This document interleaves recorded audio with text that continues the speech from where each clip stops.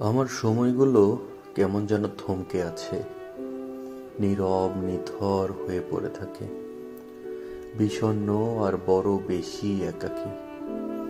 আমার আকাশে কেন যেন সূর্য হাসে না। রাতের আকাশেও তাকিয়ে দেখি চাঁদ মামা নেই।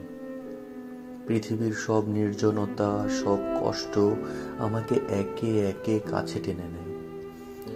আমি অবাক হয়ে যাই, আয়নায় এই আমাকেই দেখে।